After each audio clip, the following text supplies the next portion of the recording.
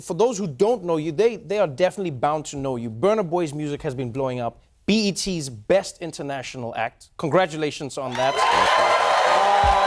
Before Burna Boy would become a global sensation, before Rihanna would vibe to one of his songs on Instagram Live, before his song Yeah would become a global hit and get spun in America from Skrillex, DJ Snake, and Mustard, the song has more than 38 million views on YouTube. Before he would collab with YG, Fall Out Boy, Future, Diplo, Skrillex, Georgia Smith, and oh yeah, Beyonce. Before he would perform at Coachella, but Burna Boy wasn't happy with his placement on the festival flyer. And then I see the thing, and then it's like my name. I've seen all the names, and I'm looking for my name, and I can't find my name. Right. I literally can't find my name.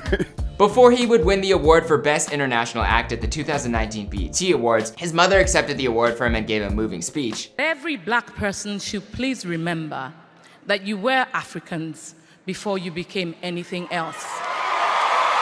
Thank you. He was in the building, but he had just stepped out for a drink right before he won. Before Burna Boy would have more than 1.8 million followers on Twitter and more than 4 million followers on Instagram at the time of this recording. This is this person, and these are his people, and these are their trials, their tribulations, their joys, their happiness. This is the truth, you know? Burna Boy is one of the biggest global stars with his unique blend of genres, sounds, and uncanny ability to create melodies that resonate with people around the world. And if you're still not up on Burna Boy, then you should probably get familiar, although he doesn't really care too much if you know about his music or not. He said, "It's not about me being heard in America. It's about the world knowing more about a people, a culture, a civilization, a very, very old one. The oldest one. It's something that is bigger than me." But whether he cares about it or not, the crossover to America has already happened. I mean, he's worked with Future, YG, and even Beyonce, so the sky is really the limit. But before all of this, Burna was just a kid making beats on a bootleg version of Fruity Loops for his classmates.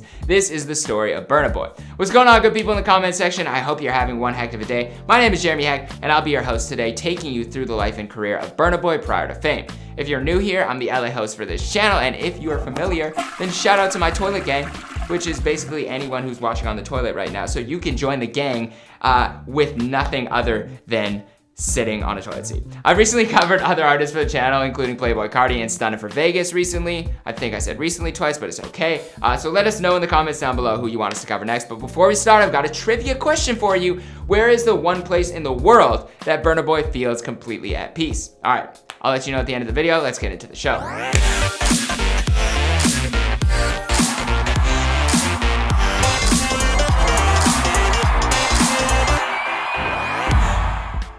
Instead of me trying to pronounce his name, I'm gonna let Burna Boy say it himself. Elaborate for people that don't know. My name is Damini Ebunoluwa Ogulu, so it's like I just take out the Olua from the Olua. He was born on July 2nd, 1991 in Garden City, Port Harcourt, Nigeria. He told The Breakfast Club that it's an oil city in the south side of Nigeria. He attended Montessori International School for his primary education, and on his upbringing, he says, I wasn't rich and I wasn't poor. Okay. You know, so I'd say it's the best of both worlds. I had friends who had everything, and I had friends who had nothing. Growing up, music was always surrounding him. With both of his parents playing music in the house, his dad would play Super Cat and Ninja Man, along with vinyl records every single Sunday. He told Fader back in 2015, he doesn't even know it, but he influenced reggae into me. The first reggae song I heard was in his car. I remember he bought a V-Boot, a Mercedes old school, and it was one of the first cars that could play CDs at that time. The first CD we had was a mix of all different types of dancehall. Well, his mom played Anita Baker, and his uncle, who was a bit younger, introduced him to Naughty by Nature, who became a huge influence. Plus, his grandfather managed Fela Kuti, who was a Nigerian musician that many people call the pioneer of Afrobeat music. So safe to say he was also a massive influence on a young Burna. He also opened his ears to rock bands, singers, and musicians of all types. Burna and his mother are extremely close, and his mother actually became his manager later on, but before that, he said that she was his best friend. Are you a mama's boy, bro? Yeah. Yeah. What does sure. your mom mean to you, man? Everything, man. How do you separate mom and manager? Is it always momager, or you know how to separate it? It separates quick. Oh yeah. Damn. Probably every time she takes that 10%. I'm just kidding. But speaking of 10, when Burna was 10 years old, the girl he liked gave him a Joe CD for his birthday, which got him into R&B. When he was younger, before he really started taking music seriously, he was in love with football. Again, That's not American football, that's European football. He played goalkeeper, but at some point he didn't feel needed by the team. He quit. I'm gonna stop with the accent. I won't do it again today. You get me? I felt like without me, they'd still be all right. I was actually a goaltender myself, but in hockey, and it's one of the most isolating positions in any sport because you don't talk to anyone all game, and if you mess up, the loss is on you. But most of the time when you win, you don't get the credit either. So needless to say, it strengthens you mentally. So after Burna gave up on the football dream, he took up music. But at first, he actually wanted to be a rapper. His early influences were DMX, Busta Rhymes, and Big Pun. And in terms of his rap name, well, it was actually his superhero name first. So basically, I wanted to be a superhero, innit? Right? So I came up with a superhero name from like comic books like Spider-Man, Superman, Burna Boy. Burna would make beats off of Fruity Loops 3 when he was just 10 years old after one of his classmates gave him a copy of the program. He would also freestyle for his friends at school, and they all told him it was good, so he kept going. He would even use video games to sample for some of his early songs. Also, I feel like a lot of stuff happened in his life at the age of 10. What video games were the beats from? Yeah, the first one I got was from like GTA San Andreas. You know that doom doom doom doom. Yeah. He was a huge gamer growing up. He's got everything from PS1 and Sega to Super Nintendo. Question for you guys watching at home, what is the greatest video game system of all time? I've got N64 up there, but I don't know, I wanna know what you have at number 1. For secondary school, Burna went to Corona Agbara, but everything changed when he moved to the UK. It was in the UK that Burna Boy first felt completely like himself. But if you come to London or the UK and you ask a black person, you say, where you from? They're gonna tell you Nigeria or Ghana or Zion. Yeah. He continued his studies in the UK, but that's when he found his true love of music. And by studies, I mean hanging out and making songs, because I guess he didn't really study anything other than music. You know, you went to universities, right? Did you study at any university? No. No? Okay, On so the paper, yeah, but no.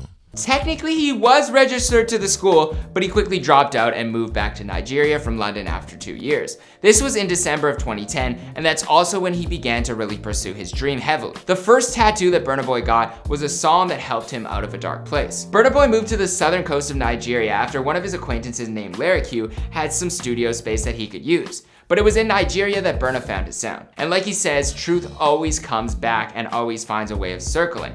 Prior to this time period, he was making more American-based music based on his early influences, but Burna started to listen to reggae, Afrobeat, dancehall, and found a blend that he now refers to as Afrofusion. Afrofusion, which he told Interview magazine, is basically like a pizza with Afrobeat as the base, the dough, and everything else, the pepperoni and all that, that's the reggae, the dancehall, the R&B, and the hip-hop. Burna Boy got signed in 2010 to a record label that was just starting up called Aristocrat Records. He started dropping singles with his new sound and found him some local buzz. He told Fader that he was somewhat like a local star in the underground there. In June of 2012, his song Like to Party started gaining some real local buzz in Lagos and made waves in the local music scene. The song was produced by L.I.F.E. Prior to that, Burna Boy says he was just making music for himself. Because first of all, I'm making music for myself. First of all, I'm not like for me that I like for me to listen to. You feel me? Like that was the gain at first. That was the point. Burna Boy kept making music and growing his fan base, dropping his debut album, L.I.F.E. The album opened up a lot of doors for him and received rave reviews. And it also sold 50,000 copies in his first week.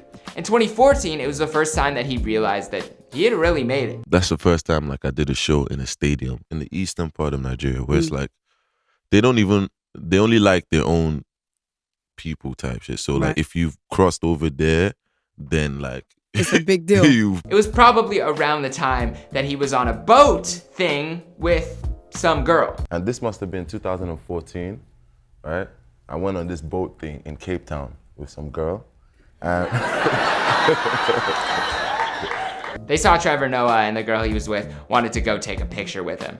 You hate to see it. Burna kept dropping music with his 2015 album On a Spaceship, but after that he parted ways with his record company and longtime musical partner, L.I.F.E. He dropped his 2016 Redemption project and also began collaborating with some of music's biggest names, from Lily Allen to Fall Out Boy. His third album, Outside, dropped in 2017 and he continued to build. But what many people watching from America don't realize is that before all the features, Burna Boy was an absolutely massive star. I mean, the dude is set to play Wembley Stadium, which holds 12,500 people. You don't get to play that venue if you're just an overnight success. You see, in life, if something just goes like this, it's only gonna come like this.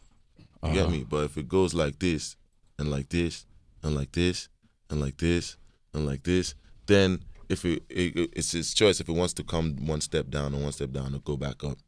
Around that time, he would also appear on the outro to Drake's More Life track, Get It Together. But according to Burna, he wasn't given any credit for the appearance. Burna reportedly submitted 5 songs for the playlist, and the one that they decided to use, it was actually called More Life.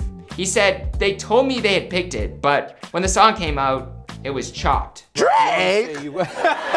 Doesn't look good for Drake, but we won't get into that right now. But in terms of crossing over to America, Burna Boy told The Fader, I care about crossing over, but in the opposite way. I want to come here and cross you over to where I am, you understand? Because where I am is the actual home of the beginning. But even though he doesn't seek the approval of any American audience, he had a conversation with his A&R who wanted to prove that Burna could be loved in America just as much as he was loved back home. So the team did this through a lot of live shows around the country. Matthew Adesanya, Burna's A&R, told Rolling Stone, Burna's been doing this. Live performance is how people fell in love with him in Africa.